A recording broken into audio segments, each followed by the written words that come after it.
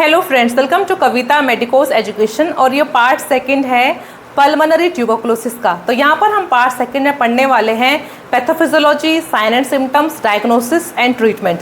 अगर फ्रेंड्स आप लोगों ने मेरे चैनल को लाइक, शेयर एंड सब्सक्राइब नहीं किया है तो आपसे रिक्वेस्ट है प्लीज़ ऐसा कर दीजिए। ओके, तो आज हम पढ़ने वाले हैं पैथोफिजियोलॉजी ऑफ पल्मोनरी ट्यूबरकुलोसिस।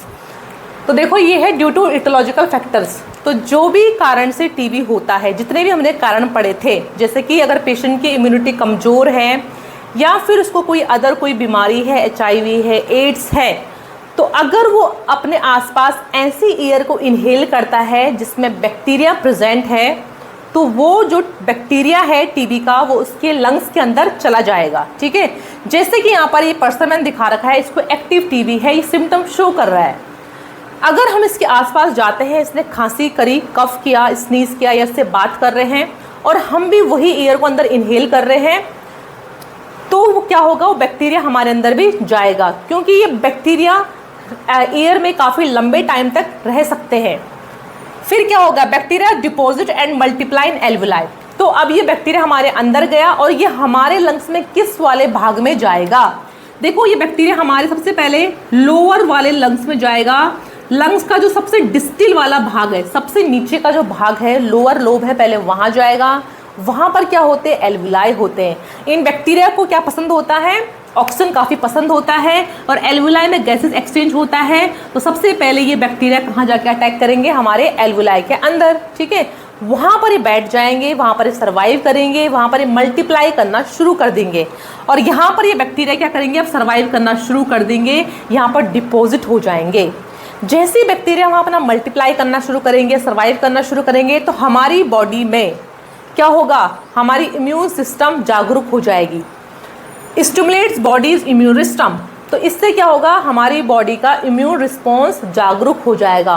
कौन सा वाला immune system, cell mediated immune system. उससे क्या होगा, माइक्रोफेज एनगल्फ द बैक्टीरिया। तो जो माइक्रोफेज हमारे एल्वुलाई में होते हैं या फिर जो सेल मीडिएटेड इम्यूनिटी से जनरेट हुए हैं, वो वहाँ पर आ जाएंगे और बैक्टीरिया को एनगल्फ कर देंगे। एनगल्फ करना मतलब उसको खाना। ठीक है, क्योंकि इनके अंदर लाइसोसोम केमिकल होता है जो बैक्टीरिया को डिसॉल्व कर देता है। क्या कर देता है, डिसॉल्व।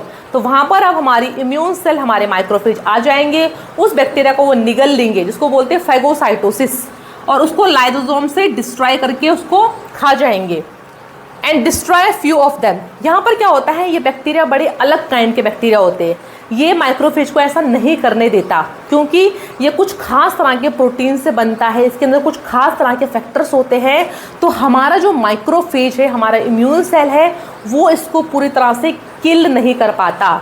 थोड़े बहुत जो बैक्टीरिया है वो यहाँ पर मर जाते हैं अगर माइक्रोफेज कोशिश करता है। कुछ बैक्टीरिया मर जाते हैं, पर तभी भी कुछ बैक्टीरिया इतने हार्ड होते हैं, इतने जिद्दी होते हैं कि वो माइक्रोफेज उनको यहाँ पर मार ही नहीं पाता है। ठीक है, इसको बोलते हैं destroy few of them. Bacteria prevent phagocytosis. ये बैक्टीरिया के अंदर कुछ प्रोटीन्स, कुछ RH फैक्टर ऐसे होते हैं कि ये फैगोसाइटोसिस को होने ही नहीं देता है। ठीक है, अपने आप को एनगल्फ करने ही नहीं देता है।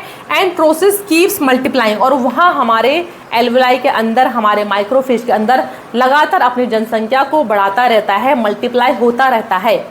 अब ऐसे में जो हमारी माइक्रोफेजिस इन्फेक्टेड हो चुकी है, ठीक है, बैक्टीरिया के कारण, वो कुछ तरह के केमिकल्स निकालती है। जैसे कि यहाँ पर वो साइटोकाइंस और इंटरल्यूकेंस निकालती है, जैसे कि इंटरल्यूकेन 6, इंटरल्यूकेन 12 और ट्रांसनेक्रोटिव फैक्टर निकालती है। देखो, जब भी माइक्रोफेज इन्फेक्टेड होगा तो वो कुछ तरह के साइटोकाइंस और इंटरल्यूकेन निकालेगा हमारी बॉडी में, ताकि वो हमारी जो बाकी इम्यून सेल है उनको बोलता है कि भाई जल्दी जल्दी आओ, यहाँ पर बाहर से कोई पैथोजन आया है, उसको मारना है। तो इसलिए वहाँ पर वो साइटोकाइंस, इंटरल्यूकेंस निकालता है हमारी बाकी जो इम्यून सेल है उनको जागरूक करने के लिए कि भाई मुझे यहाँ पर तुम्हारी हेल्प चाहिए, बाहर से कोई चीज़ हमारी बॉडी के अंदर आ चुकी है, उसको मिलके हमें मारना है। तो इससे क्या होता है, हमारी जो अदर इम्यून सेल्स है वो आना शुरू हो जाएंगी। जैसे कि कौन कौन सेल्स आती है, माइक्रोफेज, न्यूट्रोफिल्स, और भी वहाँ पर माइक्रोफेजेस आना शुरू हो जाएंगे। हमारे T cell, B cell, WBC सब वहाँ पर आ जाएंगे और वो उस बैक्टीरिया को चारों तरफ से घेर लेंगे। ठीक है, और इस तरह से वहाँ पर एक स्ट्रक्चर बन जाता है। These cells form a granuloma to contain the infection. अब इस इन्फेक्शन को देखो, यहाँ पर एक स्ट्रक्चर दिख रहा है आपको इस तरह से। ठीक है। इसमें बीच में आपको ग्रीन ग्रीन डॉट दिख रहे होंगे, वो बैक्टीरिया है, और जो ब्लू वाले हैं वो माइक्रोफेजिस है। तो माइक्रोफेज इन्फेक्टेड हो चुका है, उसने केमिकल निकाला जिसकी वजह से वहाँ पर और हमारी बॉडी की इम्यून सेल आ चुकी है, बोला कि इनको उसको मारना है, ठीक है। और हमारी बाकी इम्यून सेल ने बैक्टीरिया को चारों तरफ से घेर दिया है। जब बैक्टीरिया को पूरी तरह से घेर लेते हैं तो वो स्ट्रक्चर बनता है, उसको बोलते हैं ग्रेनुलोमा। क्या बोलते हैं? ग्रेनुलोमा। ये इस बैक्टीरिया को यहाँ से बाहर नहीं निकलने देता, ओके। और हमारी बॉडी में, हमारे लंग्स के अंदर ग्रेनुलोमा स्ट्रक्चर बन जाते हैं। अब यहाँ पर 3 कंडीशन हो सकती है, 3 पॉसिबिलिटीज़। अगर किसी की इम्यूनिटी बहुत अच्छी है, बहुत स्ट्रांग है, तो बैक्टीरिया को वो मार देगा, ख़त्म कर देगा, किल कर देगा, और पर्सन एक हेल्दी लाइफ जिएगा, उसको टीबी नहीं होगी। अगर इम्यूनिटी अच्छी है बट वो बैक्टीरिया को मार नहीं पा रही है, तब भी वो बैक्टीरिया को अपने अंदर रखेगी, ठीक है, डोरमेंट फेस में रखेगी, इनएक्टिव फेस में रखेगी, उसको बोलते हैं लेटेंट टीबी। और नेक्स्ट है, ये सिर्फ 5 से 10% लोगों में होता है कि इम्यूनिटी बहुत ही पुअर है, इम्यूनो कॉम्प्रोमाइज हो चुका है, HIV एड्स है, कैंसर है, कोई अदर डिजीज कंडीशन है, तो क्या होगा, ये बैक्टीरिया यहाँ से इस स्ट्रक्चर को तोड़ के, मतलब हमारी इम्यून सेल्स को हरा के बाहर आ जाएगा और हमारे पूरे लंग्स में फैल जाएगा। यहाँ पर मैंने दिखा रखा है, ठीक है। इसने उस चक्रव्यूह को पूरा तोड़ दिया बैक्टीरिया ने, और ये पूरा का पूरा हमारे लंग्स में फैल जाएगा। और अगर लेटेंट ट्यूबरक्लोसिस में भी ओल्ड एज आती है, इम्यूनिटी कमज़ोर होती है, तब भी ये क्या बन जाएगा, एक्टिव टीबी बन जाएगा, ओके। तो देखो यहाँ पर ये क्या बनाता है, ग्रेनुलोमा। अब क्या होगा, अगर इम्यूनिटी कमज़ोर है तो धीरे धीरे यहाँ पर क्या होगा, नेक्रोटिक डिजनरेशन होना शुरू हो जाएगा। यहाँ पर जो फंसा हुआ बैक्टीरिया है, मरे हुए WBCs है, मरे हुए सेल है, मरे हुए माइक्रोफेजिस है, कुछ लाइव बैक्टीरिया भी है, तो वो नेक्रोटिक फॉर्म में आने शुरू हो जाएंगे और हमारे लंग्स में कैविटी बना देंगे। क्या बना देंगे? कैविटी, ठीक है। इस कैविटी के अंदर क्या क्या होगा, जो बीच का पोर्शन है ग्रेनुलोमा का, उसको बोलते हैं हम कैशस नेक्रोसिस। तो इस कैशस नेक्रोसिस में नेक्रोसिस में नेक्रोटिक डिजनरेशन होना शुरू हो जाएगा। वहाँ पर एक कैविटी बन जाएगी, हमारे लंग्स में कैविटी बन जाएगी। उस कैविटी के अंदर क्या है, डेड बैक्टीरिया है, डेड माइक्रोफेजिस है और डेड हमारे टिश्यू है। धीरे धीरे ये लिक्विड फॉर्म में आना स्टार्ट हो जाएगा, जिसको हम बलगम स्पुटम बोलते हैं, ठीक है। तो धीरे धीरे लिक्विफाई होना शुरू हो जाएगा और ऐसे करके हमारी लंग्स में कैविटी बन जाएगी। और इस कैविटी से निकलने वाला जो लिक्विड है, जो कहाँ से निकल रहा है, कैशस नेक्रोसिस से। जो मरे हुए WBCs है, मरे हुए बैक्टीरिया है, लाइव बैक्टीरिया है, वो हमारे लिक्विड फॉर्म में आके कहाँ फैल जाएगा, हमारे ट्रेकियोब्रोंकियल ट्री में फैल जाएगा और पेशेंट के अंदर बलगम बनना शुरू हो जाएगा। जब पेशेंट उसको खांसी के द्वारा बाहर निकालेगा, उसी को हम स्पुटम बलगम बोलते हैं। तो ये क्या था हमारा, पल्मोनरी ट्यूबरक्लोसिस। तो नेक्स्ट है हमारे पास clinical manifestation of pulmonary tuberculosis. कौन कौन से sign and symptoms pulmonary tuberculosis वाले पेशेंट में देखने को मिलते हैं, टीबी के कौन कौन से लक्षण हैं। देखो, जो प्राइमरी टीबी है उसमें पेशेंट को माइल्ड सिम्टम आते हैं, ठीक है। प्राइमरी टीबी में पेशेंट को फ्लू लाइक सिम्टम्स आएंगे, जैसे कि हल्की बहुत खांसी होना, बुखार होना, हल्का हल्का कफ होना, ये क्या है, प्राइमरी टीबी के सिम्टम है। जो लेटेंट ट्यूबरक्लोसिस है उसमें बीमारी डोरमेंट फेस में है, बट जैसी लेटेंट ट्यूबरक्लोसिस एक्टिव फॉर्म में जाएगी तो वो अपने सिम्टम शो करेगी, अपने लक्षण शो करेगी, ठीक है। तो यहाँ पर जो सिम्टम्स लिखे हुए हैं वो हमने एक्टिव ट्यूबरक्लोसिस के लिखे हुए, ठीक है ना। प्राइमरी ट्यूबरक्लोसिस पेशेंट को माइल्ड फ्लू लाइक सिम्टम्स होंगे, हल्की खांसी, हल्का बुखार, थोड़ा बहुत टायर्डनेस फील होगा, ठीक है ना। जब लेटेंट ट्यूबरक्लोसिस एक्टिव फॉर्म में जाएगी या पेशेंट की इम्यूनिटी कमजोर है तो उसमें टीबी के कौन कौन से लक्षण आएंगे। पहला देखो क्या है, कफ लास्ट 3 वीक्स और लॉन्गर। पेशेंट को 3 हफ्ते से ऊपर खांसी होना, ठीक है। कई बार खांसी पहले शुरुआत में ड्राई होती है और बाद में इसमें म्यूकस आना शुरू हो जाता है। 3 सप्ताह से ऊपर जो खांसी होती है वो टीबी को इंडिकेट करती है और ये खांसी फिर लगातार बनी रहती है, मतलब परसिस्टेंट रहती है। शुरुआत में ड्राई खांसी आएगी, बाद में म्यूकस वगैरह आना शुरू हो जाएगा। Fever, chills, night sweat, patient को बुखार आता है। ट्यूबरक्लोसिस में पेशेंट को खासकर माइल्ड फीवर आता है, ठीक है ना। बहुत ही कम चांस है कि उसको हाई फीवर आए। यहाँ पर पेशेंट को बुखार के साथ ठंड लगती है, चिल्स होता है और पसीना आता है। खासकर जो ये बुखार है ये शाम के समय या रात के टाइम पे आएगा। फिर है देखो वेट लॉस, पेशेंट का वजन घटना, 1 महीने में कम से कम 5 से लेकर 10 किलो वजन अचानक से कम हो जाना बिना कुछ करे हुए, ठीक है, बिना कुछ एक्सरसाइज करे हुए, बिना कुछ डाइट कंट्रोल करे हुए पेशेंट का यहाँ पर वजन कम होना लगातार, ठीक है, और 5 से 10 किलो वजन 1 महीने में कम हो जाना। फिर है लॉस ऑफ एपिटाइट, मतलब कुछ भी खाने का मन नहीं करेगा। पेशेंट को यहाँ पर एनोरेक्सिया कंडीशन फील हो जाएगी। कौन सी कंडीशन? एनोरेक्सिया। पेशेंट को कुछ भी खाने पीने का मन नहीं करेगा, जो उसकी नॉर्मल डाइट थी पहले वो अब कम हो जाएगी। फिर है फटीग टायर्डनेस, दिन भर पेशेंट थका थका महसूस करेगा, उसको टायर्डनेस फील होगी, कमजोरी महसूस आएगी शरीर में। क्यों? क्योंकि उसकी इम्यूनिटी की सेल्स डिजीज से लड़ रही है, ठीक है। फिर पेशेंट दिन भर इतना खांस रहा है कि उसकी पूरी बॉडी थक जाएगी, तो वो टायर्ड फील करेगा, कमजोर महसूस करेगा और उसको थकावट रहेगी। फिर है डिस्निया, मतलब डिफिकल्टी इन ब्रीथिंग, पेशेंट को सांस लेने में दिक्कत होगी, क्योंकि भाई जो उसका एल्वुलाई है वहाँ पर जो बैक्टीरिया है वो लगातार मल्टीप्लाई कर रहा है, वहाँ पर इन्फेक्शन हो रहा है, इन्फ्लामेशन हो रहा है, तो उससे क्या होगा, वहाँ पर ढंग से गैसेस एक्सचेंज नहीं हो पाएगा, जिससे पेशेंट को सांस लेने में दिक्कत आएगी। तो डिफिकल्टी इन ब्रीथिंग, पेशेंट को डिस्निया कंडीशन होगी।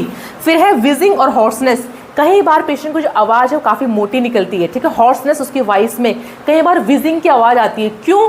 क्योंकि अगर वो टीबी वहाँ से फैलता हुआ हमारे लिम्फ नोड, जो हमारे यहाँ गले में जो लिम्फ नोड्स होते हैं वहाँ पर चला गया और वहाँ पर उसने इन्फ्लामेशन कॉज कर दी, तो वहाँ की हमारी नस दब जाएगी, ठीक है, वहाँ के जो आसपास की नस है वो दब जाएगी, जिससे पेशेंट की वॉइस एकदम मोटी मोटी हो जाएगी, हॉर्सनेस उसकी वॉइस में आ जाएगा, अलग से आवाज़ आएगी, ठीक है ना। कफिंग अप ब्लड स्पूटम, फिर कुछ टाइम बाद पेशेंट का जो स्पूटम है, जो बलगम है, उसमें ब्लड आना शुरू हो जाएगा। क्यों ब्लड आ रहा है? क्योंकि भाई हमारे लंग्स में कैविटी फॉर्म हो गई है, ठीक है, हमारे लंग्स में घाव बन चुके हैं, उस कैविटी के अंदर पस वगैरह इकट्ठा होना शुरू हो गया है। तो जब पेशेंट जोर से खांसी करेगा उस कफ को बाहर निकालने के, उस बलगम को बाहर निकालने के लिए, तो उस म्यूकस प्लग में, उस बलगम में जो वहाँ की ब्लड वेसल्स है वो भी रप्चर हो जाएगी, ठीक है, वो आसपास के सेल या टिश्यू को डैमेज कर देगा, वहाँ की ब्लड वेसल्स रप्चर हो जाएगी, तो पेशेंट की खांसी में, उसके बलगम में खून भी देखने को मिल सकता है। चेस्ट पेन, पेशेंट को छाती में दर्द होता है, वो ढंग से सांस नहीं ले पा रहा है, उसकी मसल्स लगातार सांस लेने की कोशिश कर रही है, जिससे कि उसको चेस्ट में क्या होगा, दर्द होगा, यहाँ पर पेन फील होगा। फिर है मेलीज, मेलीज मतलब जब भी हमें कोई बीमारी होती है तो हम दिन भर थका थका महसूस करते हैं उस डिजीज़ के कारण। तो टीबी क्रोनिक डिजीज कंडीशन है, तो पेशेंट यहाँ पर दिन भर मेलीज में रहेगा, मतलब बिल्कुल वीक लगेगा बीमारी के कारण। फिर है हाइपोक्सिया, हाइपोक्सिया मतलब ब्लड की कमी होना हमारे सेल और टिश्यू में, लंग्स की जो एल्वुलाई है उसमें ढंग से गैसेस एक्सचेंज नहीं हो पा रहा है, हमारी पूरी बॉडी के सेल एंड टिश्यू को ऑक्सीजन नहीं मिल पा रहा है, जिसकी वजह से आगे चलकर अगर ये टीबी को हमने क्योर नहीं किया तो क्लबिंग ऑफ फिंगर्स देखने को मिलेगा। जो हाथ पैर के नाखून हैं, जो टिप्स होते हैं हमारे हाथ पैर के, वो मुड़ जाएंगी, वहाँ पर नीलापन छा जाएगा, ठीक है, उसको बोलते हैं क्लबिंग ऑफ फिंगर। अगर लंबे टाइम तक ऑक्सीजन की बॉडी में कमी रही तभी ये होगा। फिर है फ्लूइड अराउंड लंग्स, ठीक है, और अगर हम इसको ट्रीट ना किया तो जो लंग्स का जो प्लूरल मेम्ब्रेन है वहाँ पर धीरे धीरे पानी इकट्ठा होना शुरू हो जाएगा, फ्लूइड इकट्ठा होना शुरू हो जाएगा, इन्फ्लामेशन, इन्फेक्शन की वजह से। फिर है डिस्फेजिया, पेशेंट को खाने निगलने में दिक्कत आना, वो ढंग से खाने को स्वेलो नहीं कर पाएगा, निगल नहीं पाएगा। क्यों? क्योंकि यहाँ पर क्या, अगर लिम्फ नोड में वो टीबी फैल गया है तो वहाँ पर लिम्फ जो ग्लाइंड है ना उनमें इन्फेक्शन हो जाएगा, वो फूल जाएंगे, ठीक है, वो इन्फ्लामेशन के कारण वहाँ पर स्वेलिंग आ जाएगी, जिससे पेशेंट को खाना निगलते हुए भी दिक्कत आएगी। फिर है इंसोम्निया, बीमारी के कारण पेशेंट को खांसी बहुत होती है, बुखार है, वो ढंग से सो नहीं पाएगा। फिर है इरिटेबिलिटी, पेशेंट बीमारी के कारण थोड़ा चिड़चिड़ा फील करेगा, ठीक है, साइकोलॉजिकली वो थोड़ा डिप्रेस्ड फॉर्म में रहेगा, पेशेंट इरिटेट रहेगा क्योंकि उसको टीबी बीमारी है। अब देखो यहाँ पर अगर टीबी है, पल्मोनरी टीबी, ठीक है, उसको हमने अगर ट्रीट नहीं किया तो क्या होगा, हमारे ब्लड के थ्रू और हमारे लिम्फेटिक सिस्टम के थ्रू वो टीबी हमारी बॉडी के अन्य जो ऑर्गन्स हैं, अन्य जो सिस्टम है वहाँ तक फैल जाएगा। इसको बोलते हैं miliary form of TB, disseminated form of TB. क्या नाम है? मिलियरी टीबी या फिर डिसेमिनेटेड फॉर्म ऑफ टीबी। अगर हमने पल्मोनरी टीबी को टाइम पे क्योर नहीं किया तो ये हमारे बॉडी के अन्य ऑर्गन्स को, अन्य सिस्टम को फैल जाएगा। किसके थ्रू? ब्लड के थ्रू और लिम्फ के थ्रू। तो यहाँ पर मैंने जो थोड़ा बहुत सिस्टम जो होते हैं हमारे बॉडी के, छोटे मोटे ऑर्गन्स जो होते हैं उनमें लिखा है कि उनमें क्या क्या हो सकता है अगर वो टीबी वहाँ तक फैल गई तो। पहला हम देखते हैं लिम्फ नोड। अगर ये टीबी हमारे एल्वुलाई से फैल कर हमारे लिम्फ नोड पे चली गई, कहाँ का? हमारे जो आर्मपिट होती है, बगल की जो लिम्फ नोड होती है, ग्रोइन एरिया की जो लिम्फ नोड होती है, गले में जो लिम्फ नोड होती है, वहाँ फैल गई तो क्या होगा? Swollen glands, tenderness and pain. ठीक है, वहाँ पर जो ग्लैंड है उनमें सूजन आ जाएगी। ठीक है, जब इसको फिजिकल एग्जामिनेशन करेंगे तो वहाँ पर वो दर्द होना शुरू हो जाएगा, टेंडरनेस होना शुरू हो जाएगा, painless swelling of lymph nodes. और कई बार ये स्वेलिंग पेनलेस भी होती है। ठीक है, वो लिम्फ ग्लैंड्स अगर वहाँ से फट जाएंगे, एब्रप्ट हो जाएंगे, तो वहाँ से पस निकलना शुरू हो जाएगा, ठीक है ना। तो लिम्फ ग्लैंड में स्वेलिंग आना, जिसकी वजह से ऊपर की जो स्किन है वो भी लाल हो जाएगी। फिर देखो, अगर ये टीबी हमारे एब्डोमेन तक फैल गया, एब्डोमिनल ऑर्गन्स तक फैल गया, तो पुअर डाइजेशन, पेशेंट ढंग से खाना नहीं खा पाएगा, डाइजेशन उसका खराब हो जाएगा, कुछ भी खाने का मन नहीं करेगा, डायरिया पेशेंट को हो जाएगा। डायरिया के साथ साथ पेशेंट को कई बार कॉन्स्टिपेशन की प्रॉब्लम भी आती है। फिर है वेट लॉस, जब खाना ढंग से पच नहीं रहा है, पेशेंट ढंग से खाना नहीं खा रहा है, तो सीवियरली उसका क्या होगा, वेट कम हो जाएगा, ठीक है, उसका वजन घट जाएगा। एब्डोमेन में लगातार पेशेंट को दर्द महसूस होगा, ठीक है, पेट के आसपास पेशेंट दर्द बताएगा टीबी के कारण, अगर पल्मोनरी टीबी से एब्डोमेन टीबी फैल गई तो। फिर ऑर्थो मतलब हमारी हड्डियां और हमारे जॉइंट्स, ठीक है, हमारे बोन्स और हमारे जॉइंट्स में अगर टीबी फैल गई तो बोन में दर्द होना शुरू हो जाएगा, जहाँ पर जॉइंट्स वगैरह होती है वहाँ पर दर्द होना शुरू हो जाएगा। Severe joint pain, back pain, patient को बैक में पेन होगा, उसके जो उसको स्पाइन वाले जो बोन है उसमें पेन होगा, घुटनों में पेन होगा, अर्थराइटिस की कंडीशन बन जाएगी, ठीक है, उसको अर्थेल्जिया फील होगा, मतलब जितने भी जॉइंट्स है बॉडी में वहाँ दर्द होना शुरू हो जाएगा। फिर है ब्रेन स्पाइनल कॉर्ड, अगर ये टीबी बहुत ही खतरनाक है भाई, ब्रेन की टीबी, ठीक है, अगर ये टीबी हमारे ब्रेन या फिर स्पाइनल कॉर्ड में फैल गई तो इसको ट्रीट कर पाना थोड़ा बहुत मुश्किल है, ठीक है ना। तो उससे ब्रेन की जो लेयर होती है मेनिंजेस, वहाँ पर स्वेलिंग हो जाएगी, जिसकी वजह से पेशेंट की नेक स्टिफ हो जाएगी, उसको सरदर्द रहेगा, कन्फ्यूजन रहेगा, ठीक है, जो सिम्टम्स होते हैं मेनिंजाइटिस के। फिर स्ट्रोक, कई बार पेशेंट के ब्रेन में ब्लड का थक्का जम जाता है, ठीक है, टीबी के कारण, वो हो सकता है। नमनेस, पैरालिसिस, पेशेंट कई बार हाथ पैरों में कुछ भी झंझनाहट होती है, कुछ भी होता है, वो उसको महसूस नहीं कर पाता है, उसके हाथ पैर बिल्कुल सुने हो जाते हैं, ठीक है, मतलब वहाँ पर झंझनाहट सब कुछ खत्म हो जाती है, उसको नमनेस फील होगा। और पैरालिसिस, कई बार पेशेंट में पैरालिसिस देखने को मिलता है अगर ब्रेन की टीबी हो गई, स्पाइन की टीबी हो गई है, और कई बार जो रीढ़ की हड्डी है वो हल्की सी साइड में मुड़ जाती है, ठीक है ना। तो बहुत तरह के पैरालिसिस होते हैं। फिर देखो यूरोजेनिटल, अगर ये टीबी हमारे यूरिनरी सिस्टम, हमारे जो रिप्रोडक्टिव ऑर्गन है वहाँ तक फैल गई तो पेशेंट को एडीमा, ठीक है, क्योंकि किडनी ढंग से यूरिन को फिल्टर नहीं कर पाएगी, तो सोडियम और वाटर हमारी बॉडी के अंदर रहेगा, जिसकी वजह से स्वेलिंग देखने को मिलेगी उसके हाथ पैरों में। ओलिग्यूरिया, ठीक है, पेशेंट को यूरिन कम आना, 400 ml से यूरिन जो कम होता है उसे बोलते हैं ओलिग्यूरिया की कंडीशन, 400 ml से यूरिन का कम होना। एनयूरिया, बिल्कुल यूरिन नहीं होना, बहुत ही कम यूरिन होना, मतलब एक दिन में 100 ml से भी कम यूरिन होना, जैसे 50 ml, 40 ml, इसे बोलते हैं एनयूरिया की कंडीशन। फिर है हेमिचूरिया, हेमी मतलब ब्लड, यूरिन में ब्लड दिखाई देना, ठीक है, यूरिन में ब्लड आना, उसको बोलते हैं हेमिचूरिया। डाइसूरिया, यूरिन करते हुए उसको दर्द होता है पेशेंट को, ठीक है ना। फिर इनफर्टिलिटी, फीमेल्स में जो सर्विक्स है वहाँ कैंसर फैल जाएगा तो सर्वाइकल ट्यूबरक्लोसिस हो जाएगा, ठीक है, वहाँ पर सर्वाइकल ट्यूबरक्लोसिस हो जाएगा तो फीमेल में इनफर्टिलिटी देखने को मिलेगी, और जो मेल रिप्रोडक्टिव ऑर्गन्स होते हैं, स्क्रूटम वगैरह, वहाँ पर भी स्वेलिंग हो जाएगी। फिर हार्ट, ठीक है, अगर हार्ट में टीबी फैल गया तो हार्ट के तीनों लेयर्स को वो वहाँ पर इन्फ्लामेशन कॉज कर सकता है। शार्प चेस्ट में पेन देखने को मिलेगा पेशेंट का, स्टैबिंग पेन होगा, कई बार पेशेंट का बीपी जो बढ़ा हुआ होगा, पाल्पिटेशन मतलब हार्ट की जो रिदम है वो गड़बड़ हो जाएगी, ठीक है, पेशेंट की जो बीपी है वो भी, उसमें भी चेंजेस आने शुरू हो जाएंगे। फिर स्किन, अगर ये टीबी हमारी स्किन में फैल गया तो स्किन में रैशेस वगैरह बनने शुरू हो जाएंगे, ऐसे रैशेस जो मिट भी नहीं सकते हैं, कई बार वहाँ पर लम्स बन जाएंगे, स्किन ऊपर के लिए उठ जाएगी, लम्स बोलते हैं उनको, ठीक है, फिर वहाँ पर अल्सर्स, घाव वगैरह भी बन जाएंगे। तो टीबी को टाइम पे ट्रीट करना बहुत ज़रूरी है। हमारे पास diagnostic evolution of pulmonary tuberculosis, ठीक है, तो कैसे कैसे हम टीबी की जांच करते हैं ताकि हमें पता लग जाए कि जो टीबी का बैक्टीरिया है वो पेशेंट के अंदर है।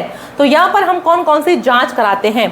पहला है हिस्ट्री कलेक्शन, यहाँ पर आपको पेशेंट की जो पुरानी हिस्ट्री है, जो प्रेजेंट की हिस्ट्री है, वो दोनों ही कलेक्ट करनी है।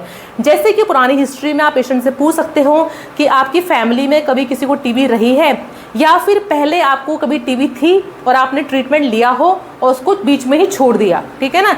इसके अलावा आप पेशेंट से उसके रिस्क फैक्टर पूछ सकते हो कि आपको कोई डायबिटीज़ है, कैंसर डिजीज कंडीशन है, या फिर एड्स तो नहीं है, या फिर कोई ऐसी मतलब आपको किस चीज़ की दिक्कत है, पास्ट में पहले कोई डिजीज़ रही थी कि नहीं रही थी।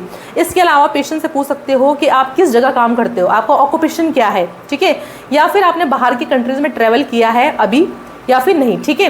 तो ये सारी हिस्ट्री हम कलेक्ट करेंगे पेशेंट की। फिर नेक्स्ट है फिजिकल एग्जामिनेशन, यहाँ पर हम पेशेंट का हेड से टो तक एग्जामिनेशन करते हैं। आपको पेशेंट का हाइट, वेट लेना है, उसके वाइटल साइन सारे लेने हैं आपको।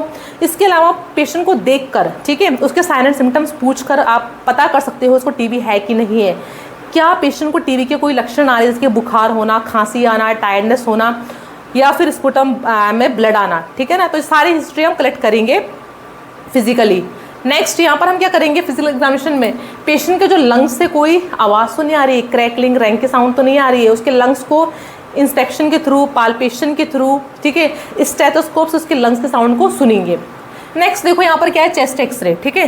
तो सबसे पहला टेस्ट जो हम करते हैं वो चेस्ट एक्सरे। इसमें अगर पेशेंट को टीबी है तो उसके चेस्ट में हमको कैविटेशन, गड्ढे गड्ढे देखने को मिलेंगे, वाइट से मार्क देखने को मिलेंगे, फाइब्रोसिस देखने को मिलेंगे, कोई निशान वगैरह तो नहीं है उसके लंग्स के अंदर, ठीक है। तो चेस्ट एक्सरे में हमें कैविटेशन, वाइट मार्क और फाइब्रोसिस देखने को मिलेगा। फिर अगर हम सीटी स्कैन कब कराते हैं, अगर चेस्ट एक्सरे इतना अच्छे से नहीं आ पा रहा है तो हम सीटी स्कैन कराएंगे, ठीक है। सीटी स्कैन क्या करता है, जो कॉम्प्लिकेटेड टीबी है उसको भी पकड़ लेता है। इसके अलावा ये जो ब्रोंकस में टीबी फैलती है ना, ब्रोंक्यूल्स जो हमारे ट्यूब्स होते हैं उनमें अगर टीबी फैल गई तो भी हमको सीटी स्कैन से पता लग जाएगा। इसके अलावा सीटी स्कैन डिफरेंशिएट कर देता है कि पेशेंट को लंग कैंसर है या निमोनिया है या फिर टीबी है। चेस्ट एक्सरे नहीं कर पाता डिफरेंशिएट, ठीक है ना। तो सीटी स्कैन हमको अच्छी बेटर इमेजेस देगा और हमको और भी डिटेल बताएगा किसके बारे में, टीबी के बारे में। नेक्स्ट है ट्यूबरकुलिन स्किन टेस्ट। देखो इसका दूसरा नाम क्या है, इसको हम मेंटॉक्स टेस्ट भी कहते हैं। क्या कहते हैं, मेंटॉक्स टेस्ट कहते हैं। और क्या कहते हैं, PPD, that is purified protein derivative, इसका फुल फॉर्म। क्यों इसको प्यूरिफाइड प्रोटीन डेरिवेटिव कहा है, इसको इसलिए कहा गया है क्योंकि यहाँ पर हम क्या कर रहे हैं, जो बैक्टीरिया है, टीबी का जो बैक्टीरिया है माइकोबैक्टीरियम ट्यूबरकुलोसिस, उसका यहाँ पर हम प्रोटीन ले रहे हैं। क्या ले रहे हैं, उसका प्रोटीन ले रहे हैं और उसको उसमें क्या पेशेंट के फोराम में डाल रहे हैं। कहाँ डाल रहे हैं, पेशेंट के फोराम में डाल रहे हैं। अगर पेशेंट को टीबी है तो उसके जो इम्यून सेल होंगे उनको पता लग जाएगा कि टीबी का बैक्टीरिया बाहर से आ गया है, ठीक है ना। तो यहाँ पर हम क्या कर रहे हैं, बैक्टीरिया का ही प्रोटीन ले रहे हैं और उसको पेशेंट के अंदर इंजेक्ट करा रहे हैं। अब भाई ये मेंटॉक्स टेस्ट करते कैसे, इसमें क्या करेंगे, 5 यूनिट और 0.1 ml PPD inject intradermally, results are read after 48 to 72 hours. इसमें क्या करते हैं हम कि 0.1 ml या फिर एक ही बात है 5 यूनिट PPD आप ले लो, ठीक है, 1 ml की सिरिंज से उसको हम पेशेंट के आगे वाले फोराम में यहाँ पर इंट्राडर्मली, मतलब ऊपर की जो स्किन है, ठीक है, उसमें हम डाल देंगे। फिर हमने जैसे वो इंजेक्शन डाला है वहाँ पर हम लाल पेन से क्या कर देंगे, गोला, ये सर्कल बना देंगे और वहाँ पर आज की डेट और जिस टाइम पे इंजेक्शन दिया वहाँ की टाइम लिख देंगे। फिर पेशेंट को 2-3 दिन के बाद बुलाएंगे, क्योंकि इसका रिजल्ट हम कब चेक करते हैं, 48 से 72 आवर के बाद चेक करते हैं। तो पेशेंट को यहाँ पर 2-3 दिन बाद दोबारा बुलाएंगे। अगर जिस जगह पे हमने वो पीपीटी इंजेक्शन लगाया था, ठीक है, वहाँ पर अगर स्वेलिंग आ गई है, ठीक है, उभार सा आ गया है, तो उस उभार का मतलब क्या है, तो उसको एक ट्यूबरकुलिन वो होता है, स्केल होता है, उससे हम नापते हैं, ठीक है ना। तो उस उभार का मतलब क्या है, वहाँ पर हल्की हल्की रेडनेस हो जाएगी और वो एकदम हार्ड सा, मतलब बिल्कुल हार्ड स्वेलिंग, वहाँ पर स्किन उभर जाएगी वहाँ पर, ठीक है ना। तो उस उभार वाले मार्क का, उस स्वेलिंग का क्या मतलब है, अगर वो उभार 5 mm मिलीमीटर से अधिक है या फिर इक्वल है 5 mm, तो जो हेल्दी लोग हैं उनमें तो टीबी का टेस्ट नेगेटिव है, ठीक है, जो हेल्दी है। बट जिन लोगों को HIV एड्स है या फिर जो लोग रिसेंट टीबी कॉन्टैक्ट के पास आए हैं, मतलब जो लोग टीबी वाले लोगों के आसपास गए हैं या फिर जिन्होंने ऑर्गन ट्रांसप्लांट करा है या फिर किसी से ऑर्गन लिया है या फिर जिनकी इम्यूनिटी कमज़ोर है, HIV पेशेंट की, कैंसर वाले पेशेंट की, डायबिटिक वाले पेशेंट की, उनमें वो रिज़ल्ट पॉजिटिव माना जाएगा। कैसा माना जाएगा, पॉजिटिव। अगर वो स्वेलिंग 5 mm से बड़ी है या उसके बराबर है तो इन सब लोगों में वो टीबी का टेस्ट पॉजिटिव माना जाएगा। अगर वो स्वेलिंग 10 mm से बड़ी है या फिर उसके बराबर है तो डाउटफुल कंडीशन किस में रहेगी, जो हेल्दी लोग हैं उनमें डाउटफुल रहेगी, ठीक है। उसके अलावा हम उसमें बाकी टेस्ट भी कराएंगे, बट ये रिजल्ट भी पॉजिटिव होगा किन लोगों में, जो लोग IV ड्रग इंजेक्शन ले रहे ड्रग्स के, या फिर जो लोग हेल्थ वर्कर्स हैं, टीबी के हॉस्पिटल में काम करते हैं, टीबी के डायग्नोसिस लैब में काम करते हैं, या फिर जो किसी कंट्री में ट्रैवल कर चुके हैं। कुछ कंट्रीज़ ऐसी होती है जहाँ पर टीबी अधिक रेट में पाई जाती है, तो वहाँ वो ट्रैवल कर चुके हैं या वहाँ से आए हैं। छोटे बच्चों में जो 4 साल से छोटे हैं या जो बुजुर्ग लोग हैं उनमें वो रिजल्ट पॉजिटिव माना जाएगा। इन सब लोगों में वो रिजल्ट पॉजिटिव माना जाएगा। ये हाई रिस्क पीपल है अगर वो जो स्वेलिंग है, जो उभार है, वो 10 mm से ज़्यादा है। 15 mm से अगर ज़्यादा है तो वो पॉजिटिव है। उन लोगों में individuals with no risk factor, जिनका पहले कोई हिस्ट्री नहीं रही टीबी की, कोई उनका रिस्क फैक्टर नहीं रहा है, बट वहाँ पर वो उभार जो है 15 mm से ऊपर है, वो स्वेलिंग 15 mm से ऊपर है, इसका मतलब उनको टीबी है। भले पहले उनकी कोई हिस्ट्री रही है या फिर नहीं रही है, भले उनका पहले कोई रिस्क फैक्टर था या फिर नहीं था, ठीक है ना, उनमें पॉजिटिव माना जाएगा। अब कई बार ऐसा भी होता है कि कुछ लोगों में वो रिजल्ट पॉजिटिव आता है, ठीक है, बट वो गलत आता है। कैसा आता है? गलत आता है। मतलब वो लोग टीबी से सफ़र नहीं कर रहे तब भी उनमें रिजल्ट पॉजिटिव आ रहा है। वो किन लोगों में होता है? जिन्होंने अभी BCG वैक्सीन लिया है, या फिर जिन लोगों के लंग्स के अंदर नॉन ट्यूबरकुलाई बैक्टीरिया अंदर चला गया है, क्योंकि माइकोबैक्टीरियम ट्यूबरकुलोसिस फैमिली में बहुत सारे बैक्टीरिया आते हैं। ऐसा जरूरी नहीं कि हर बैक्टीरिया टीबी कॉज करेगा, ठीक है ना। तो उनके लंग्स में वो बैक्टीरिया चला गया जो टीबी कॉज नहीं करता है, तब भी रिजल्ट कैसा आएगा? पॉजिटिव आएगा, बट वो गलत रिजल्ट है। कैसा रिजल्ट है? फॉल्स है। कुछ लोगों में रिजल्ट नेगेटिव आता है, मतलब उनको लगता है कि उनको टीबी नहीं है, बट इन लोगों में सारे के सारे साइन एंड सिम्टम्स जो होते हैं टीबी के, खांसी आना, बुखार आना, वेट कम होना, ये सब लक्षण उनमें दिखाई देते हैं, पर तब भी इन लोगों में रिजल्ट नेगेटिव आता है। तो ये भी कैसा रिजल्ट है? फॉल्स नेगेटिव है। वो किन लोगों में होगा? जिनको अभी अभी रिसेंट टीबी हुआ है, रिसेंट वो टीबी के लोगों के आसपास गए हैं, जिनको HIV एड्स है, माल न्यूट्रिशन है बॉडी में, इम्यूनिटी कमज़ोर है, यंग लोग हैं और ओल्ड एज लोग हैं, ठीक है। उनमें कैसा अगर रिजल्ट नेगेटिव आएगा, बट वो लोग टीबी से सफ़र कर रहे हैं। देखो नेक्स्ट हम कराते हैं स्पूटम माइक्रोस्कोपी, ठीक है। इसको हम कराते हैं ज़ील नेल्सन स्टेन से। स्पूटम माइक्रोस्कोपी से आप समझ चुके हैं, जो पेशेंट का बलगम है उसकी जांच करेंगे। यहाँ पर हम 3 स्पूटम लेंगे पेशेंट के। जिस दिन पेशेंट हॉस्पिटल में आया, एक स्पूटम उस दिन कलेक्ट कर लेंगे, फिर दूसरा स्पूटम उसके नेक्स्ट डे और तीसरा स्पूटम उसके नेक्स्ट डे हम कलेक्ट कर लेंगे, ठीक है। थोड़ा ये लेंथी प्रोसीजर है। इसमें क्या करेंगे? पेशेंट के बलगम को स्टेन करेंगे, कलर करेंगे। किससे? ज़ील नेल्सन स्टेन से, ठीक है। इसको हम एसिड से नहीं करते क्योंकि ये एसिड फास्ट बेसिलाई है, ठीक है। इसकी सेल वॉल बहुत जिद्दी होती है, माइकोलिक एसिड से बनती है, वो उससे स्टेन नहीं हो पाएगा। ये किससे स्टेन हो पाएगा? ज़ील नेल्सन स्टेन से स्टेन हो पाएगा, ठीक है। तो पेशेंट का जो बलगम है, खासकर आपको यहाँ पर जो मॉर्निंग का सुबह के टाइम जो बलगम आता है उसको लेना है। पेशेंट को बोलना है कि आपको डीप खांसी करनी है। डीप खांसी क्यों करनी है? ताकि जो बलगम है वो नीचे जो हमारे डीप जो लोअर लोब है, ठीक है, लोअर लोब में जो एल्विलाई है वहाँ से वो कफ बाहर आए। हमको पेशेंट का गाढ़ा बलगम यहाँ पर चाहिए। कैसा चाहिए? गाढ़ा चाहिए, जो पेशेंट के डीप इनसाइड लंग से आए, मतलब उसके अंदर की लंग से वो आए। अगर पेशेंट बलगम देने में सक्षम है, मतलब वो नहीं दे पा रहा है, तो ब्रोंकोस्कोपी लेवाज यहाँ पर करेंगे, एल्वुलर लेवाज यहाँ पर करेंगे, तब हम बलगम को निकालेंगे, ठीक है। 3 बलगम लेते हैं, सुबह का टाइम जो बलगम आता है उसी को हम लेंगे इसमें, और उसमें देखेंगे उसको हम उसको स्टेन किससे करते हैं? ज़ील नेल्सन स्टेन से करते हैं। फिर हम माइक्रोस्कोप में देखेंगे कि टीबी का बैक्टीरिया वहाँ प्रेजेंट है कि नहीं है। जब हम स्टेन कर देंगे ना, तो उसमें टीबी के बैक्टीरिया ऐसे लाल रंग के, मतलब रेड कलर में दिखाई देंगे, इस टाइप में दिखाई देंगे, तो मतलब पेशेंट को टीबी है, ठीक है ना। फिर नेक्स्ट है स्पूटम कल्चर। यहाँ पर हम क्या कर रहे हैं? यहाँ पर भी हम पेशेंट का बलगम ले रहे हैं, बट जो बैक्टीरिया है ना उसको कल्चर कर रहे हैं, मतलब उसको अच्छा इन्वायरमेंट दे रहे हैं ताकि वहाँ वो अपनी ग्रोथ को कर सके, ठीक है। और फिर उस कल्चर में हम देखेंगे बैक्टीरिया कितनी जल्दी ग्रोथ कर रहा है। अगर वो बैक्टीरिया बहुत जल्दी ग्रोथ कर रहा है तो वो लाल रंग में दिखाई देगा, इसका मतलब पेशेंट को एक्टिव टीबी है। कई बार इस कल्चर में हम क्या करेंगे? ट्रीटमेंट भी देखेंगे कि कौन कौन से ड्रग से ये जो बैक्टीरिया है मर सकते हैं, ठीक है।